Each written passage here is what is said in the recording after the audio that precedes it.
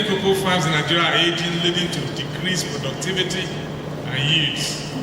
Additionally, the lack of succession planning and limited interest among younger generations in cocoa farming pose a significant threat to the industry's long-term sustainability.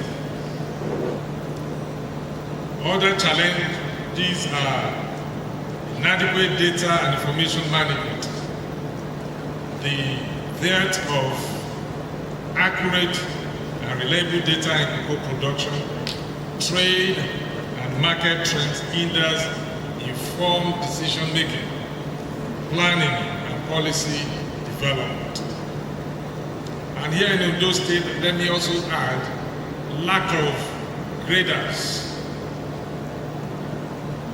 We have limited staff, younger ones, all those that are employed before now, they are getting old and some are retired. And we don't have enough staff as graders. And for us, we are going to recruit additional hands this time. Because we must all work together and protect our forestry. Because what we are trying to do, even without conservation, is we are not degrading our forest. We are only going to agro-forest for sustainability. To all participants, I charge you to engage meaningfully. Share knowledge and chart path forward for sustainable cocoa production. Let us work together to address the challenges facing our industry, capitalize on emerging opportunities, and ensure the long-term sustainability of our cocoa industry. Finally, I commend CAN, Cocoa Association of Nigeria, LUTRA, also for this initiative. Look forward to the workshop outcomes and recommendations which will undoubtedly shape the future of the cocoa industry. Again, I encourage you to please feel free, especially those of you from other parts of the country, to explore the unassailable ambience of the Sunshine State and the unequal hospitality of our people for a lifetime experience, so that when you leave here, you will not forget it our purpose. Thank you for coming on God bless. Mr. Governor, we declare the workshop open.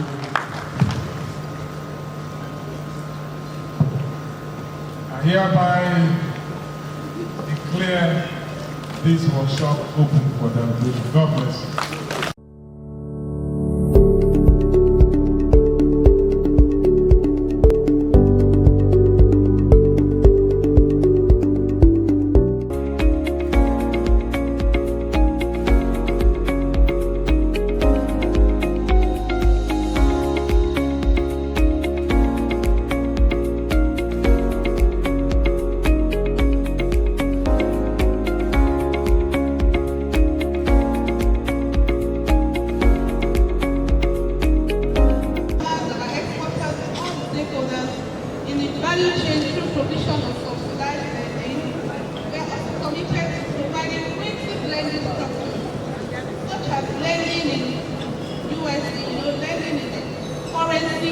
Of your product, and we are committed to supporting the stakeholders of the value chain. We support the development of sustainable national capability system, which enables us to track the origin of cocoa beans and ensure their source from sustainable and friendly environment.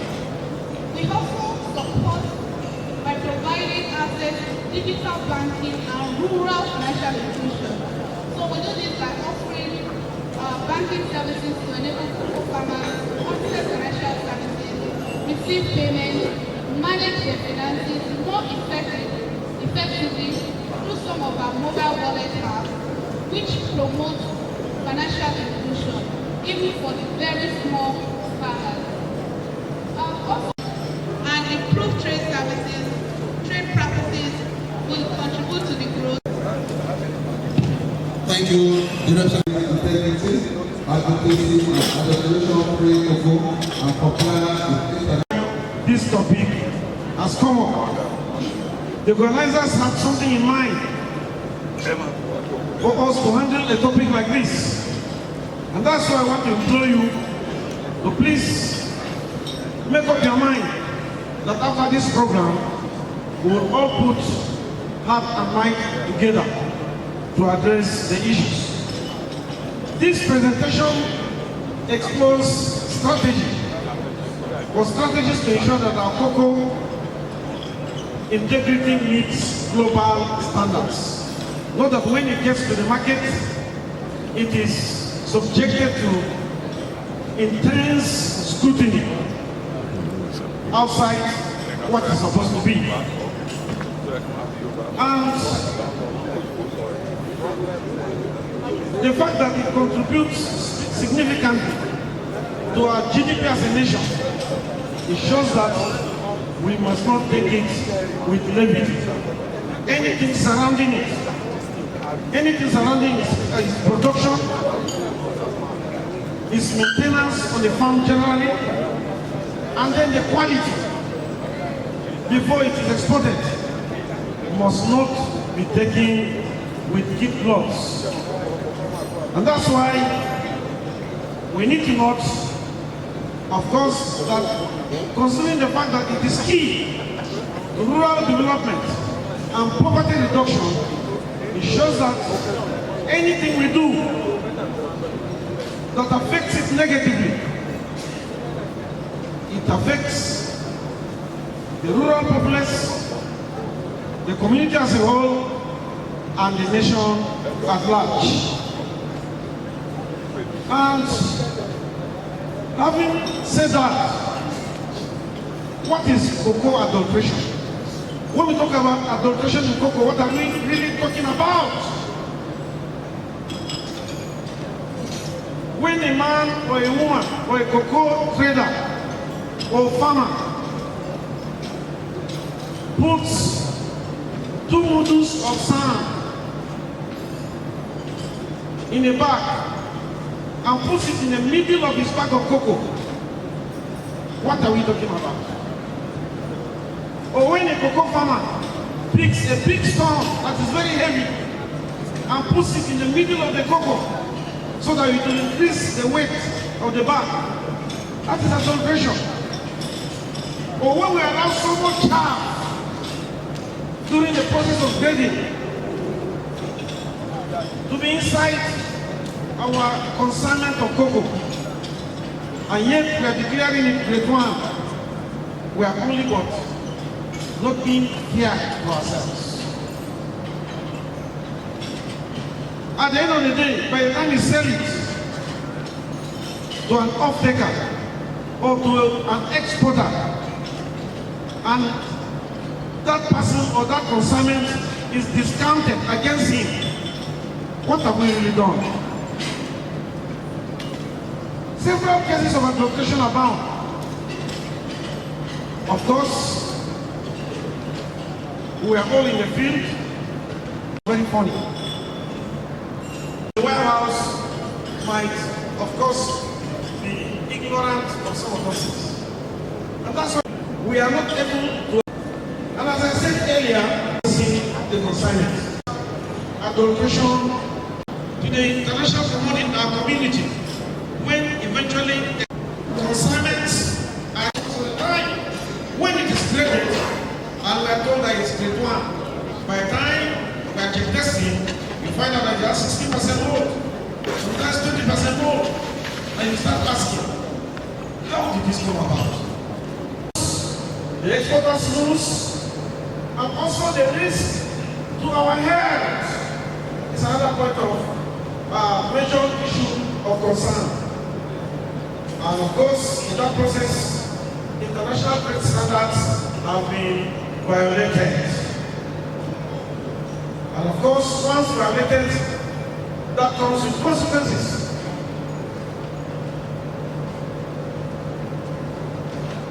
I'm sure we are not, most of us have heard that our young goes out, but of course, to our neighboring countries to buy it from us, repackage it or label it, and take it out as if it's going up from there. All these are reputation issues. That's why this is a clear call for us to rethink this issue. Anyone that suggests to you to put in extraneous matters, stones, sand, chaff inside their pocket to increase the weight is only cheating you. He's an unpatriotic person who is ready to lose, and he wants others to lose along with him. Of course, we have the Codex Alimentation. ISO standards must adopt stringent measures totally. Which government can go.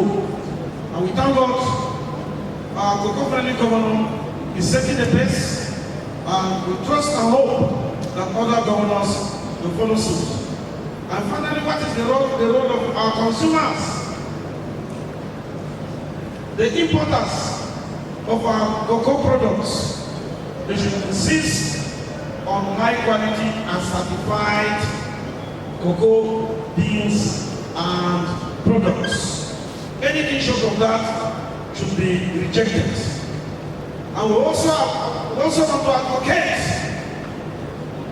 for community engagement and awareness campaigns at all times.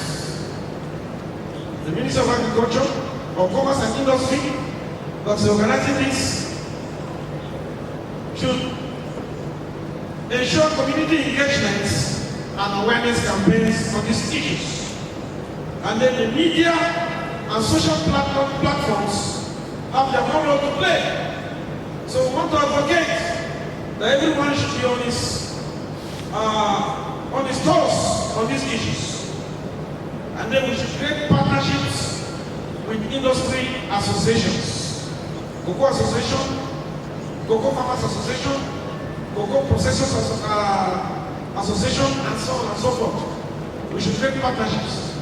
And we must not operate in silence. And also, we should lobby for stricter penalties on adulteration. And we should support certification schemes like the Fair Trade and Rainforest Alliance. And now, what is the call to action?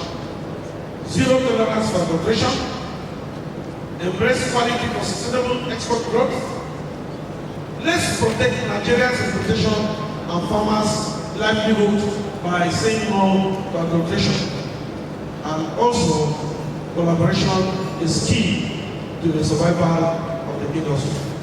Thank you, and God bless. Thank you, Director, in person of Dr. Patrick Adebola. He wanted to be here, but due to the exigency of duty, he has sent me here to represent him. We are discussing sustainable cocoa production in Nigeria, rehabilitation, strategies, and adoption of post-harvest technologies. Chocolate industry share of cocoa. The chocolate industry, which cocoa is the raw material for chocolate, which uses approximately 90% of the world chocolate production. Exported cocoa beans, whether owned or broken, raw or roasted, had a combined value of $8.6 billion. And the global cocoa beans market is expected to reach up to $16.32 billion in this year, 2025. The chocolate industry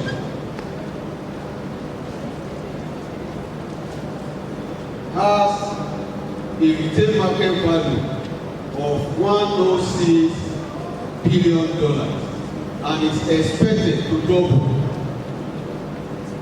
by the year 2026. Exporters and importers of cocoa. We all know that Côte d'Ivoire is the largest producer of cocoa in the whole world, followed by Ghana. But I want to say this, that what Côte d'Ivoire will produce there is still a room for improvement as regards to cocoa production in Nigeria. And when you look at when we sum up the money that we realize from cocoa all over the world, the share of this country, Nigeria, is just 7%. Just 7%.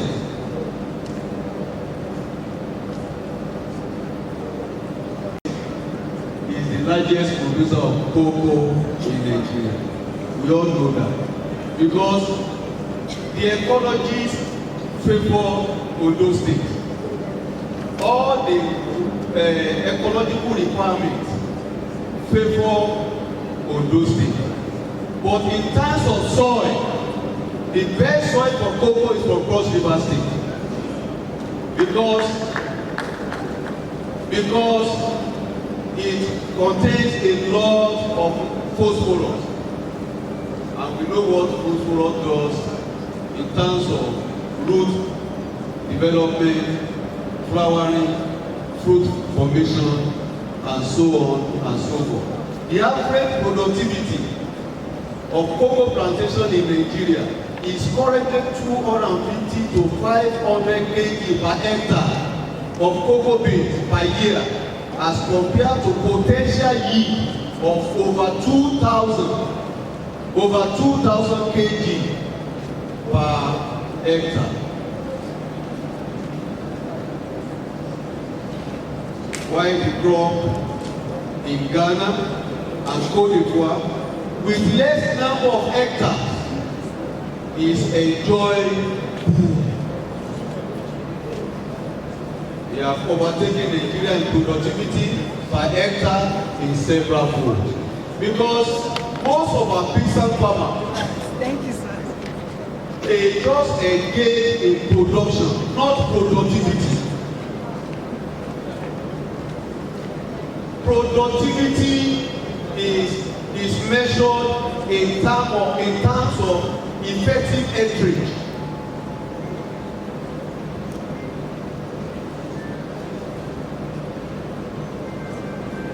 The number of factors account for the decline in Nigeria's cocoa yield. Factor affecting productivity, old age of trees. Our governors, as if he read agreed, and he has mentioned all these things. Widespread planting of traditional varieties. We are, in many cases, we are multiplying poverty. When we are introducing seeds of amelonato at this age, we are introducing seed or seedlings of F3-amazine. When F3-amazine that green released about over 60 years ago. And that's what most of our peasant farmers are still planting. Understand the source. The source of the seed released production. Sustainable cocoa production involves using environmentally friendly farming techniques for the production of safe and healthy cocoa while achieving economic viability and social stability. It involves avoidance of sharp practices by value chain actors like deliberate stopping with impurity to increase the weight of dry beans in proper fermentation. Let's look up here, my people. A A friend of mine went to US begging all our farmers to make sure that they get it well, they should do it well. Cocoa yield is more dependent on these factors. Many farmers only adopt some practices, they let others unadopted. Some other farmers do all the practices but not in proper way. It's not to be. Best agricultural practices to improve productivity and quality cocoa farm. A healthy cocoa tree produces at least 25 pods per year. In fact, there are some cocoa new variety after 5 years of establishment.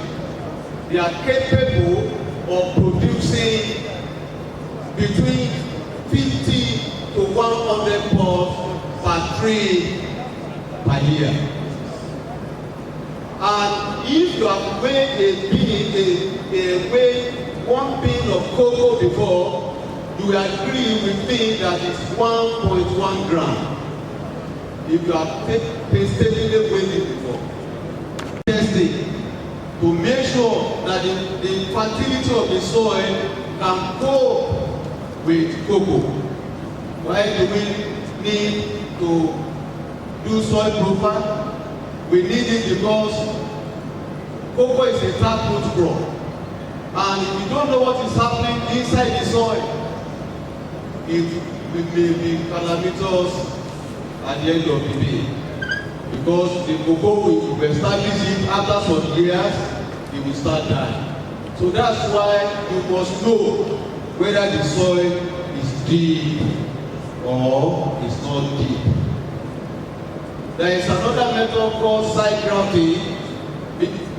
This one is technical, maybe that you will source for xylem from branches that have desirable characteristics such as early maturing, resistant to pod rot, and not only that, drought tolerant.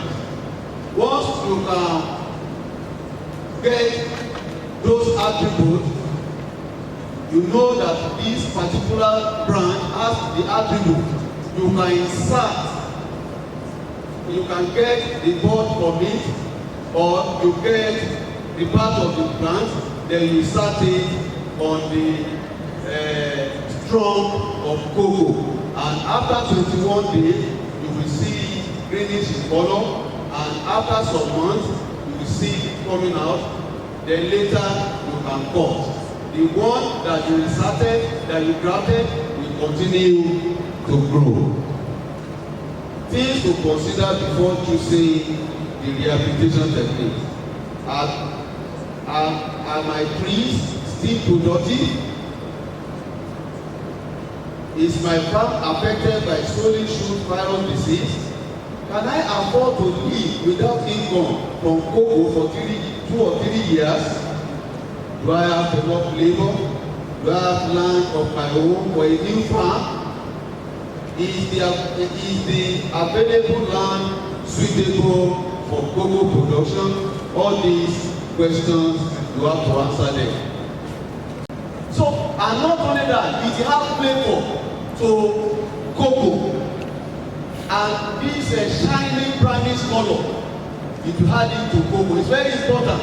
And if you want to use another leaf to do that, you have to buy yeast. You sprinkle it on cocoa so that you will get the result. Even if you use heat method or box method or whatever, make sure that you will use banana leaf. The upper area will face down, while the one that has the yeast will face up, so that there will be thorough fermentation. After the yeast has done its own job, there is one bacteria, acetobacter, will now convert that ethanol to acetic acid. And that's why if you ferment your cocoa maybe 5 to 6 or 7 days. Okay, you ferment it to that level, you will discover that even when you are drying, cocoa will have choking smell. Am I right? Yes. Choking, that choking smell is acetic acid. So when you do it well, we will get it, because our farmers are not doing it properly because there is no premium for quality job, no premium for quality processing. But very soon we are going to get it. Thank you. God bless you. We shape it. And why a conference? It enhances biodiversity, improves soil health, and then the climate resilience. And it handles carbon sequestration. On the economic front, it diversifies income. Maybe in Nigeria today, it will not be a key issue, but it's a other countries. When you have cocoa, when you go trade is not only fine. Of course, the other crops, we have plantain, we have banana, we have some other food trees that are grown together with the cocoa. So it diversifies the income of the farmers as well.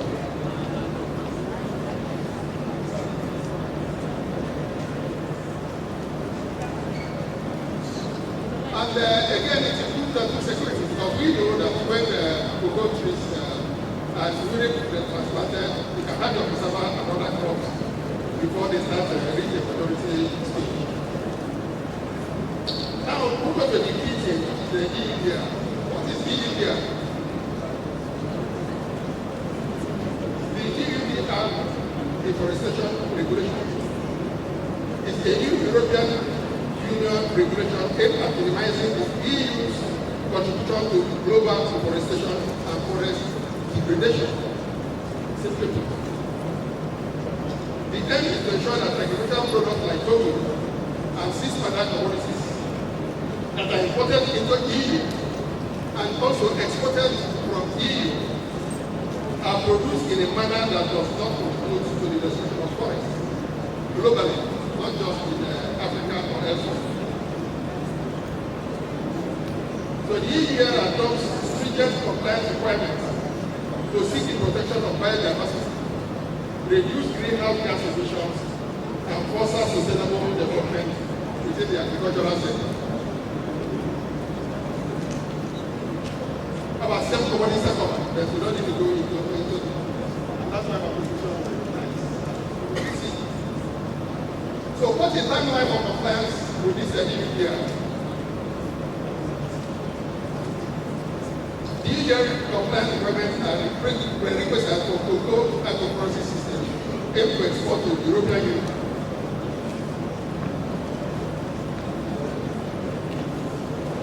In December 2020,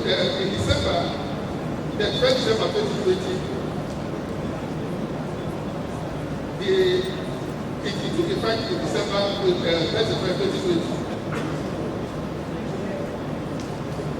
But it came into force, the legislation was passed in December 2020, but it came into force 29th June 2023. But the application, the rules will start applying in December 2025.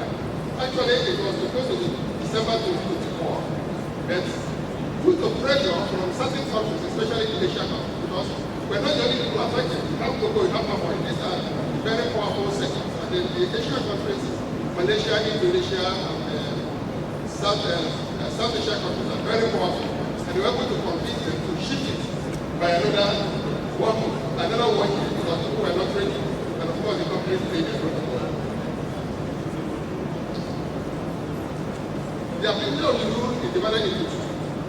The three companies will start applying in December 30, 2025 to start applying. In other words, from December 2025, you cannot export cocoa to Europe that doesn't meet the requirements of the EUDR.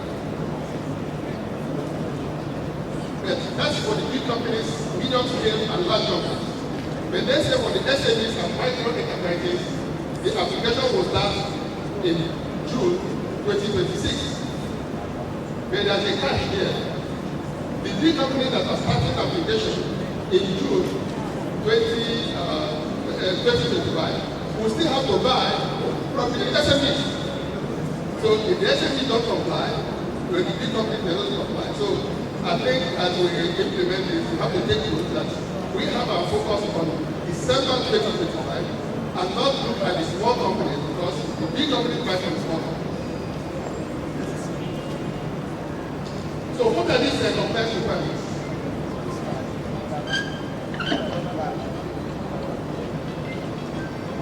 The number one requirement is that every cocoa to be traded in Europe, whether import or export, or byproduct or chocolate that is exported from Europe,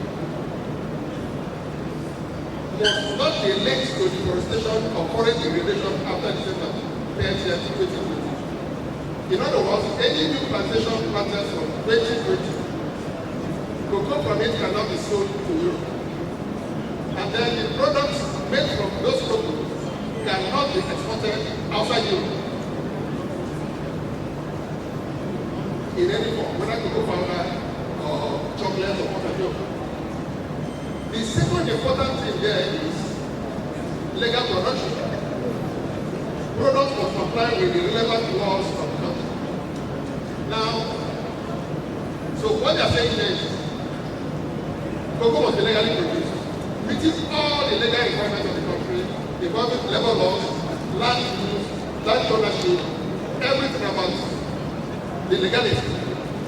They had a lot of implications. I'm not going to lecture on India, just to highlight what is the point. So they have to be legally produced cocoa that is not in the forest area, in a place designated as forest area from December 2030 to date. The next key factor is what they call due diligence.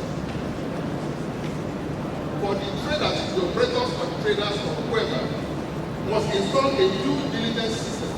And that's the key. Companies must establish a due diligence system that includes data collection, that they will use to do risk assessment. The risk assessment is what the risk that this cocoa we are selling in Europe was not grown in a forested area or graded forest area that was planted after 2020. So they must have data to be able to justify that.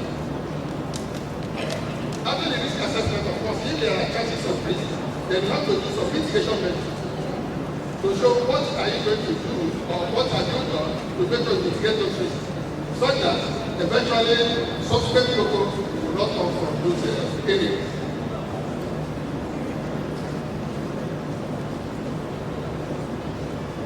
To make sure that it's properly done, the trader or the operator at the border must submit with any cocoa is selling in Europe, in any avenue, what they call due diligence statement. And that statement will explain clearly the source of the cocoa, what has gone through it, how it was produced, and from where it was produced. Right, basically to the origin, the very plot of land where it was produced. And then to achieve this, you must have what they call supply chain traceability. So there will be traceability system, which will be able to trace any bean in Europe to a particular farm where it's produced, be it in Kogi or in Ekiti or anywhere in or wherever, that you must be able to trace that this bean came from this particular source. And perhaps they need a number from American, the geolocation, the location from where it is produced. Just to be sure that it didn't come from any.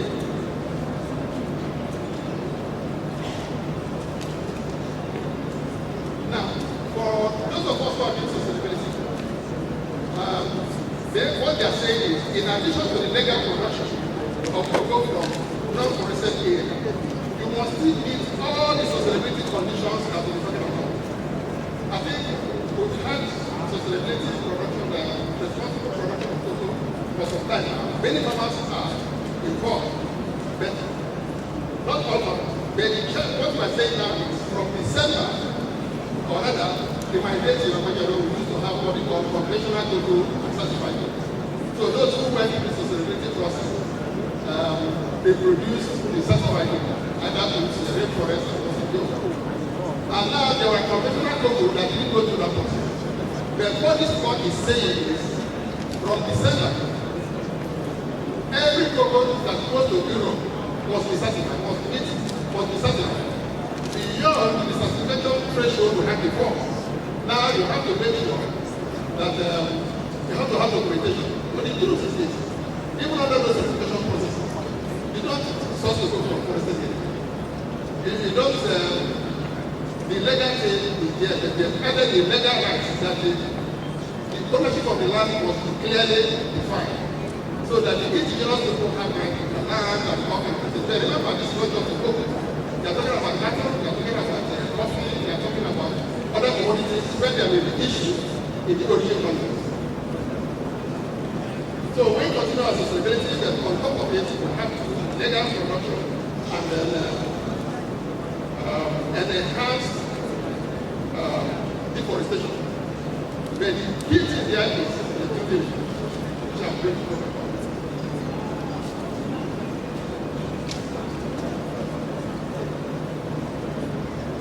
So, okay, let me quickly go. I have a few more minutes. Let me go quickly to all of us, those of us that are how it affects various stakeholders. For the origin government, like the Nigerian government and Ghana, Cote d'Ivoire, Indonesia, all those that are this.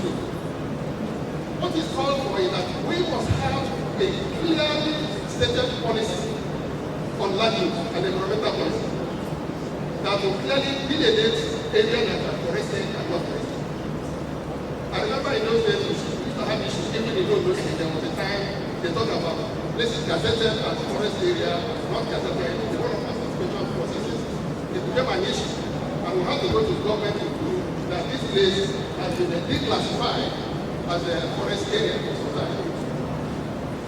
So they are not clearly placed policy. So it's a lot of the government to be aware that they must clearly gazette area because forest area and the forest area. So where people can pass them.